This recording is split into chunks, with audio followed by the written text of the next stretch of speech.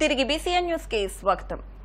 ప్రజల నుంచి తమ ప్రచారానికి విశేష స్పందన వస్తోందని పాలకొల్లు ఎమ్మెల్యే నిమ్మల రామానాయుడు పేర్కొన్నారు. వరదలు, భారీ వర్షాలు, కోవిడ్ సమయాల్లో అధికార పార్టీ నాయకులు, అధికారులు కనిపించలేదని, అయితే తాను అందించిన సేవలను ప్రజలు గుర్తించారని పేర్కొన్నారు. ప్రజలే స్వయంగా వచ్చి తాను అందించిన సేవలను కొనియాడుతున్నారని అన్నారు. ఎన్నికల ప్రచారంలో భాగంగా యలమంచిలి లంక గ్రామంలో మన పాలకొల్లు మన రామానాయుడు కార్యక్రమంలో ఈ మేరకు ఇంటింటి ప్రచారం నిర్వహించారు. ఇవాళ ప్రతి ఒక్కరూ చెప్తూ ఉన్నాడు, ప్రకృతి విపత్తులు వచ్చినప్పుడు, వరదలు వచ్చినప్పుడు ప్రభుత్వం కంటే, అధికారంలో ఉన్నవారి కంటే ముందు మీరు వచ్చి మా తలుపు తట్టారు, మాకు ధైర్యం చెప్పారు, మాకు కాయగూరలు ఇచ్చారు, మరి ఏదైతే నిత్యావసర సరుకులు, పప్పులు, ఉప్పులు ఇచ్చారు, దుప్పట్లు ఇచ్చారు, ఆఖరికి చిన్నపిల్లలకి తినుబండ్రాలు కూడా ఇచ్చారు. మమ్మల్నే కాదు, మా పశు సంపదకు కూడా ఆ రోజు ఇక్కడ ఒట్టిగడ్డి, పచ్చగడ్డి లేకపోతే ఎక్కడెక్కడి నుంచో ట్రాక్టర్ల మీద, లారీల మీద ఒట్టిగడ్డి, పచ్చగడ్డి కూడా పశువులకు కూడా తెచ్చిచ్చారు. మీ మేలు మేము ఎప్పటికీ మర్చిపోలేమని ఏదైతే యలమంచి లంక గ్రామస్తులు ఏదైతే చెప్తూ ఉన్నారో, మరి వాళ్ళందరికీ కూడా చేసినటువంటి మేలుకు, సాయానికి కృతజ్ఞతగా ఉన్నందుకు వాళ్ళందరికీ కూడా ముందుగా ధన్యవాదాలు తెలియజేసుకుంటూ, అందుకే రేపు రాబోయేటువంటి రోజుల్లో, రేపు 13వ తేదీన జరిగేటువంటి ఎన్నికల్లో ఎవరైతే మీకోసం కష్టపడ్డారో, ఎవరైతే మీకోసం ఆపదలో మిమ్మల్ని ఆదుకున్నారో, అర్ధరాత్రి అయినా అపరాత్రి అయినా ప్రాణాలకి తెగించి మరి మీ గ్రామానికి వచ్చి మీకు ఏదైతే ధైర్యం చెప్పి మీకు సాయం అందించారో అటువంటి వారిని దయవుంచి మర్చిపోవద్దు. మన రామానాయుడు మన పాలకొల్లు పాదయాత్రలో భాగంగా యలమంచి లంక గ్రామంలో పర్యటించి రామానాయుడు గారు ప్రతి గడప గడపకు వచ్చి మా సమస్యలు తెలుసుకుంటే అన్ని వెళ్ళారు. అలాగే మా అగ్నికుల క్షేత్రులకి వరద వచ్చినా, విపత్తు వచ్చినా ఆయన అర్ధరాత్రి అయినా అపరాత్రి అయినా మా లంక గ్రామాలకు వచ్చి మా అగ్నికుల క్షేత్రులకి నేనున్నాను, ధైర్యంగా ఉండండి అని చెప్పడం జరుగుతుంది. అందుకే ఇప్పుడు మేము అగ్నికుల క్షేత్రులందరం కూడా రేపు రాబోయే రోజుల్లో మే 13వ తారీఖున అగ్నికుల క్షేత్రులందరూ కూడా సైకిల్ గుర్తుపై ఓటేసి, అలాగే కవలం గుర్తుపై ఓటేసి ఇక్కడ రామానాయుడు గారిని, అక్కడ పార్లమెంట్ సభ్యులు శ్రీనివాసవరం గారిని, చంద్రబాబు నాయుడు గారిని, తెలుగుదేశం, జనసేన, బీజేపీ కూటమిని సపోర్ట్ చేస్తామని అగ్నికుల క్షేత్రుల తరఫున తెలియజేస్తున్నాం. పాలకొల్లు వైసీపీ అభ్యర్థి గుడాల గోపి విస్తృతంగా ఎన్నికల ప్రచారం నిర్వహించారు. ఈ మేరకు పాలకొల్లు 18వ వార్డులో ఇంటింటికి వెళ్లి సీఎం జగన్ అమలు చేస్తున్న సంక్షేమ పథకాలను వివరించారు. ఈ మేరకు ఆయన మాట్లాడుతూ నాయకులు, కార్యకర్తలు వైసీపీ విజయానికి విశేష కృషి చేయాలని పిలుపునిచ్చారు. ఆయన వెంట వైసీపీ నాయకులు ఎడ్ల తాతాజీ, చందక సత్యబాబు, నాయకులు, కార్యకర్తలు పాల్గొన్నారు.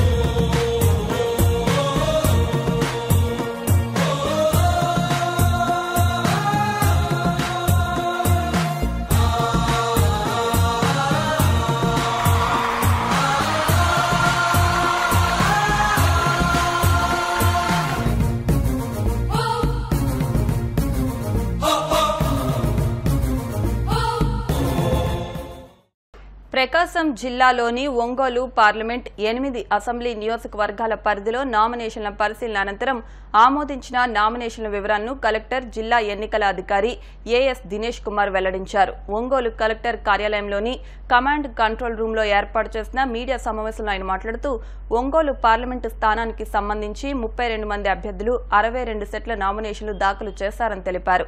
పరిశీలన అనంతరం 7 నామినేషన్లు తిరస్కరించడం జరిగిందన్నారు.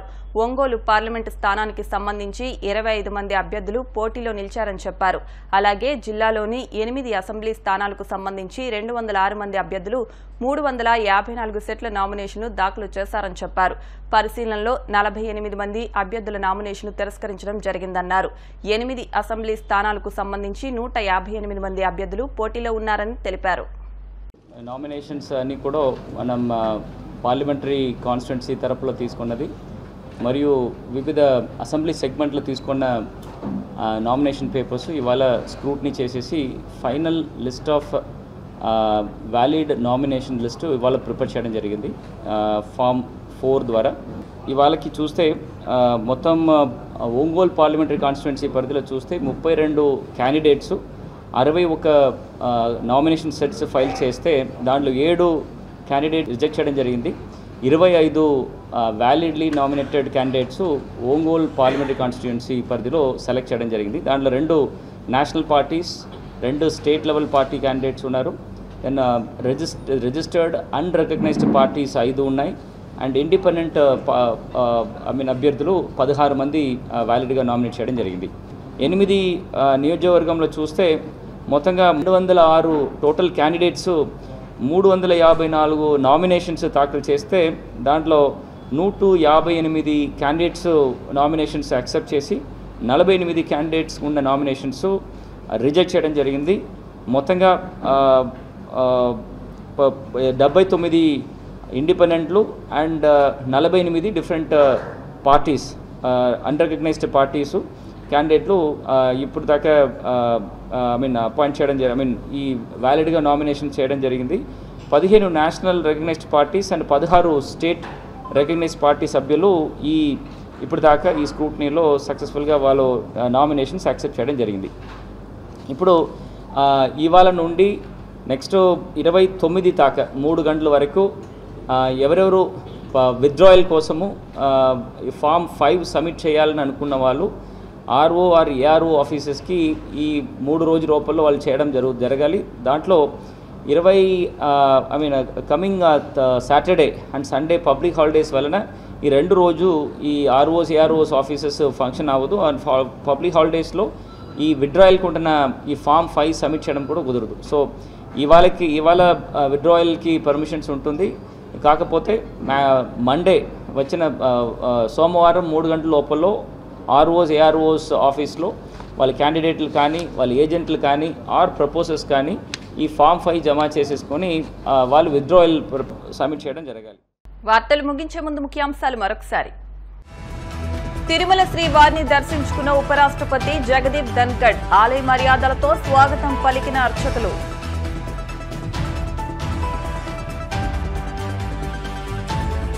వైసీపీ కుట్రలను అడ్డుకుంటామన్న పిఠాపురం మాజీ ఎమ్మెల్యే వర్మ. పిఠాపురం నియోజకవర్గంలో భారీగా మద్యం డబ్బు దాచిపెట్టారంటూ ఆరోపణ.